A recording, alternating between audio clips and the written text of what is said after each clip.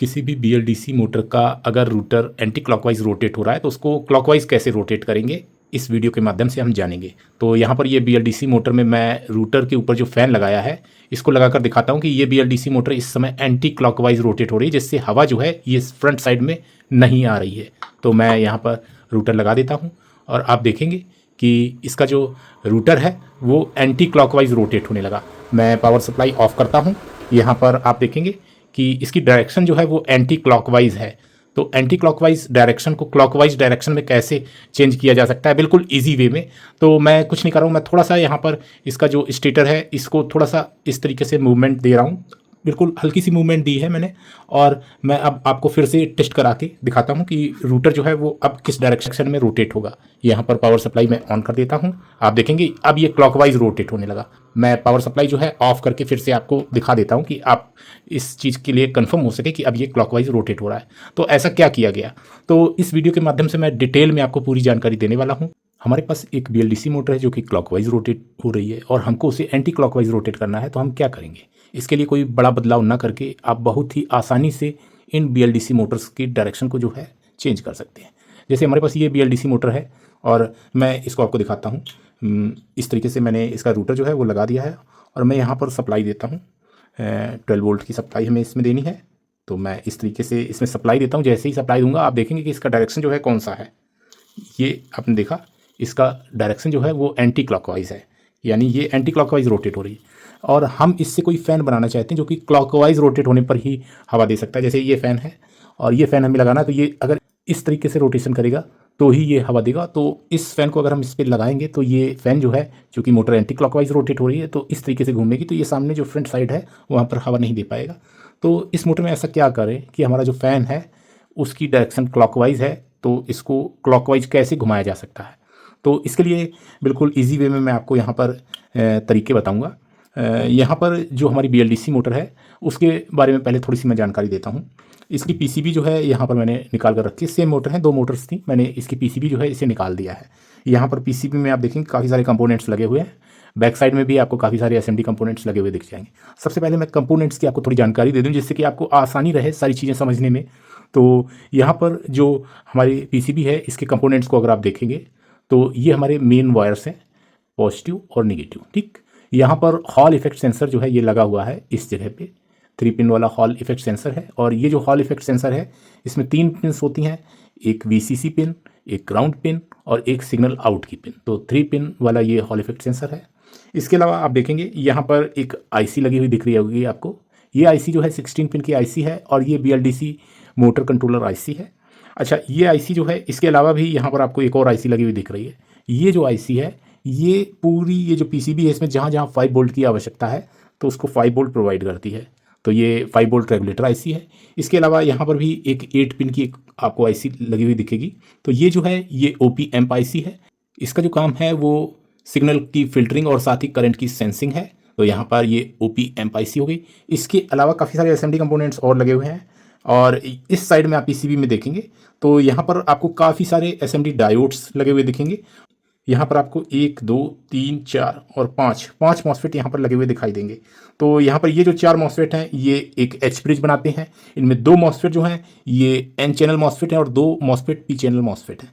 तो इस तरीके से इस पीसीबी में आपने मॉसफेट जो है उनको भी देख लिया। यहाँ पे शॉर्टकी डायोड जो है ये रिवर्स करंट को प्रोटेक्ट करने के हिसाब से यहाँ पर शॉर्टकी डायोड का भी यूज़ किया गया है।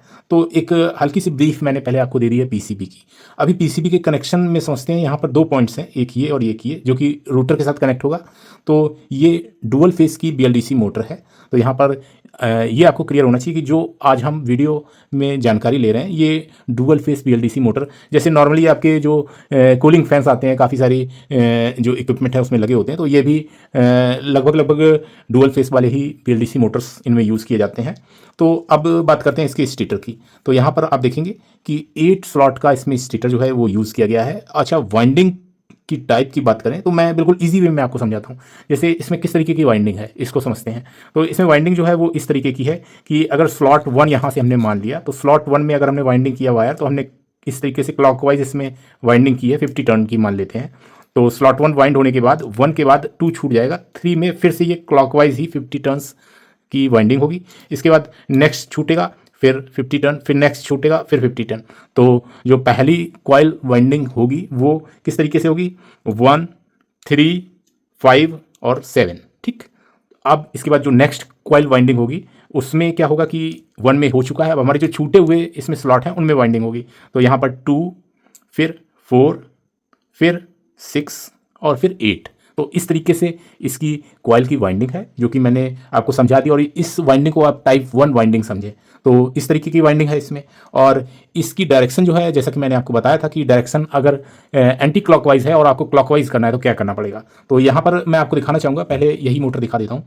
इसमें आप देखेंगे कि जो हॉल इफेक्ट सेंसर है वो कहाँ पर लगा हुआ है। तो यहाँ पर ये जो स्लॉट है, ये जब इसमें करंट जाएगा तो ये साउथ या नॉर्थ पोल जैसा करंट का डायरेक्शन होगा उस हिसाब से बनता है। तो एक साइड इसकी जो स्लॉट की है वो साउथ पोल अगर बनती है तो दूसरी साइड नॉर्थ पोल बनेगी। तो यहाँ पर जो हमारा हॉल इफेक्ट सेंसर है ये इसी मैग्नेटिक पोल का डिटेक्ट करके और हमारी जो BLDC ड्राइवर IC है उसको सिग्नल देता है, जिससे कि मोटर जो है वो क्लॉकवाइज रोटेट होनी है या एंटी क्लॉकवाइज रोटेट होनी है, उसकी डायरेक्शन यहीं से निर्धारित होती है। तो इस तरीके से ये हॉल इफेक्ट सेंसर आपने देखा कि ये हमारे स्लॉट में इस साइड बिल्कुल कॉर्नर पे लगा हुआ है। तो यहाँ पर जो हमारी BLDC मोटर उसके डायरेक्शन चेंज करने के लिए हमें क्या करना होगा, मैं एक्सपेरिमेंट से आपको समझाता हूँ। तो मैं पहले ये जो रूटर है इसमें 8 स्लॉट्स हैं, तो मैं इसका PCB के साथ कनेक्शन जो है वो कर देता हूँ। तो यहाँ पर मुझे सोल्डरिंग आयरन से इसकी PCB में कनेक्शन जो है वो करने होंगे। तो मैं यहाँ पर इस तरीके से इसके कनेक्शन जो है वो कर देता हूँ, जिससे कि मैं आपको इजीली सारी चीज़ें एक्सपेरिमेंट के द्वारा समझा सकूँ। तो यहाँ पर इस तरीके से मैंने इसके जो कनेक्शन है वो आप देखेंगे कर दिए हैं। अब हमें क्या करना है कि यहाँ पर सप्लाई देके, और जो हॉल इफेक्ट सेंसर है ये मैंने PCB से निकाल इसलिए दिया है क्योंकि मैं आपको दिखा सकूँ एक्सपेरिमेंट करके सारी चीज़ें, कि किसी तरह का कोई कन्फ्यूजन जो है वो ना रहे। तो यहाँ पर हम वायर जो है इसके जो सप्लाई वायर्स हैं इनमें सप्लाई देने वाले हैं। ये मैंने पॉजिटिव जोड़ दिया और ये मैंने नेगेटिव जोड़ दिया। तो इस तरीके से PCB में सप्लाई जाने लगी, और यहाँ पर हमारा जो रोटर है वो अब हम इस पर लगाएंगे। तो रोटर को मैं कुछ इस तरीके से इस पर लगा देता हूँ, ठीक है। अब जब रोटर हमारा लग गया और वाइंडिंग जो है इसमें जो है उसमें आपको मैंने पहले भी दिखाया था कि मैंने राइट साइड में पोल के ये सेंसर हमारा कुछ इस तरीके से लगा हुआ था। आप देखेंगे यहाँ पर सेंसर में लिखा हुआ है, तो लिखा हुआ जो डायरेक्शन है उसी पे हम राइट साइड में लगा देते हैं। तो ये मोटर देखिए आप यहाँ पर रोटेट नहीं कर रही है, इस समय झटके ले रही है, ठीक है। तो मैं क्या करता हूँ कि इससे पहले वाला जो स्लॉट है उसके राइट साइड पे लगाता हूँ। तो ये आप देखेंगे ये मोटर एक बार किक हुई थी। अब नेक्स्ट टाइम मैं देखता हूँ थोड़ी देर बाद, ये आप देखेंगे ये एंटी क्लॉकवाइज ही रोटेट हो रही है। आपने ध्यान दिया, ये मोटर जो है एंटी क्लॉकवाइज रोटेट हो रही है और हमको इसको क्लॉकवाइज रोटेट करना है। तो क्लॉकवाइज रोटेट करने के लिए बिल्कुल सिंपल सा प्रोसेस है।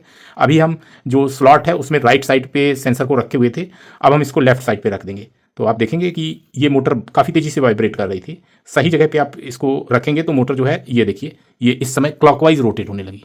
आपने ध्यान दिया कि मोटर अब क्लॉकवाइज रोटेट हो रही है इस तरीके से ये मोटर। तो हम जो हॉल इफेक्ट सेंसर है उसको स्लॉट में इस तरीके से सेट कर दें कि मोटर जो है जिस डायरेक्शन में हम चाहें वहाँ पर उसी डायरेक्शन में रोटेट होने लगे। तो उसके लिए हमको बिल्कुल सिंपल सा प्रोसेस है। ये जो हॉल इफेक्ट सेंसर है इसको अगर हम राइट साइड में स्लॉट के रखे हुए हैं तो ये अगर एंटी क्लॉकवाइज रोटेट हो रही है तो उसी स्लॉट में लेफ्ट साइड पे रखने पर ये क्लॉकवाइज रोटेट होने लगेगी। तो ये तो टाइप 1 वाइंडिंग वाली मोटर्स के लिए अप्लाई होता है। अब जैसे टाइप 2 वाइंडिंग की मोटर्स हम देखते हैं तो टाइप 2 वाइंडिंग कुछ इस तरीके से है। इसमें क्या होता है कि कॉइल जो है दोनों कॉइल हैं इसकी फेस, चूंकि डुअल फेस है तो 2 कॉइल्स होंगी, तो दोनों कॉइल्स की वाइंडिंग जो है वो एक साथ चलती है। अब किस तरीके से चलती है इसको समझते हैं। तो मान लेते हैं हम यहाँ से स्टार्ट कर रहे हैं, तो दोनों वायर जो कॉइल के हैं वो हमने लिए, वो पृथककृत हैं, उन पर वायरनेस है तो वो एक दूसरे से कनेक्ट तो है नहीं। हमने वायर लिया और हमने पहले यहाँ पर क्लॉकवाइज डायरेक्शन में इसमें 50 टर्न्स मारे दोनों वायर के। अब उस वाले में टाइप 1 में क्या था कि कॉइल 1 को ही एक स्लॉट में लपेटा गया था। इसमें हर स्लॉट में दोनों वायर जो हैं दोनों कॉइल के वायर एक साथ चलेंगे। तो यहाँ पर पहली स्लॉट में हमने 50 टर्न मार दिए क्लॉकवाइज। इसके बाद नेक्स्ट स्लॉट में हम वही दोनों वायर जब लाएंगे तो यहाँ पर एंटी क्लॉकवाइज हमको 50 टर्न मारने हैं। फिर नेक्स्ट में जब जाएगी तो फिर क्लॉकवाइज 50 टर्न, फिर नेक्स्ट में एंटी क्लॉकवाइज। तो यहाँ पर जो ये स्टेटर है इसमें 4 ही स्लॉट हैं, अगर 8 स्लॉट होते तब भी यही प्रोसेस पूरे में किया जाता। तो ये टाइप 2 वाइंडिंग है। इस टाइप की वाइंडिंग जो है ज़्यादातर आपने देखा होगा इस तरीके की मोटर्स में होती है। अच्छा, यहाँ पर क्या होता है कि कॉमन एक होता है और 2 अलग अलग उसमें फेस जो है वो अलग अलग रहते हैं, तो उनसे मोटर जो है रन करती है। यहाँ पर चूंकि हमारा जो सर्किट है उसमें केवल 2 ही पॉइंट्स हैं और इन्हीं में फेस स्वाइप होता है, तो यहाँ पर कुछ कॉमन का वो पॉइंट नहीं है, तो हमने उसी हिसाब से रोटर को इस तरह से हमने बना लिया है। हालांकि ये जो मोटर थी इसमें भी कॉमन अलग था और दोनों फेस अलग थे, लेकिन मैंने चूंकि यहाँ पर एक्सपेरिमेंट करना था इस पीसीबी के साथ, तो मैंने इसी तरीके से इसके वायर जो हैं उनको सेट कर लिया। अभी वायर को किस तरीके से कनेक्ट किया जाता है ये सारी चीज़ों पे डिटेल में कभी जाएंगे। तो मैंने यहाँ पर जो कनेक्शन है वो कर दिया है। मैं यहाँ पर आपको चेंज करके ये रूटर हटा के अब इस रूटर में दिखाता हूँ। ये टाइप 2 वाइंडिंग वाला रूटर है। तो यहाँ पर हमें क्या करना होगा, सबसे पहले ये जो वायर्स हैं इनको डिस्कनेक्ट कर देते हैं, जिसके बाद हम दूसरा वाला जो स्टेटर है उसको यहाँ पर कनेक्ट करेंगे। तो ये जो स्टेटर है इसको मैं कनेक्ट करता हूँ। तो इसके लिए हम इस तरीके से इसको कनेक्ट कर देते हैं और जिसके बाद हम इसको भी टेस्ट करते हैं। तो यहाँ पर आप देखेंगे मैं इस तरीके से इसको पीसीबी के साथ कनेक्ट कर दिया है और अब हम यहाँ पर सप्लाई देते हैं इसमें। और सप्लाई देने के बाद अब मैं आपको दिखाता हूँ कि कैसे क्लॉकवाइज से एंटी क्लॉकवाइज या एंटी क्लॉकवाइज से क्लॉकवाइज आपको मोटर को रोटेट करना है। तो यहाँ पर कनेक्शन होने के बाद अब मैं इस पर रूटर जो है उसको लगा देता हूँ इस तरीके से। और जो हमारा हॉल इफेक्ट सेंसर है, ये हॉल इफेक्ट सेंसर है, तो इसको हम कुछ इस तरीके से किसी भी एक स्लॉट के पास रखते हैं। तो ये देखिए वाइब्रेट कर रही है, इस साइड पे रखते हैं। तो इसका डायरेक्शन देखते हैं कि किस तरीके से रहता है। ये देखिए इसका डायरेक्शन इस समय जो है क्लॉकवाइज है। आपको मैं नज़दीक से दिखाता हूँ। जैसे ही मैंने हॉल इफेक्ट सेंसर यहाँ पर लगाया तो मोटर हमारी एंटी क्लॉकवाइज रोटेट होने लगी। तो एंटी क्लॉकवाइज रोटेट हो रही है, ध्यान से देखिए, मैं आपको फिर से नज़दीक से दिखाता हूँ। ये मोटर जो है एंटी क्लॉकवाइज रोटेट हो रही है और क्लॉकवाइज रोटेट कराने के लिए हमको सेंसर को सिर्फ फ्लिप करना होगा और मोटर जो है वो क्लॉकवाइज रोटेट होने लगी।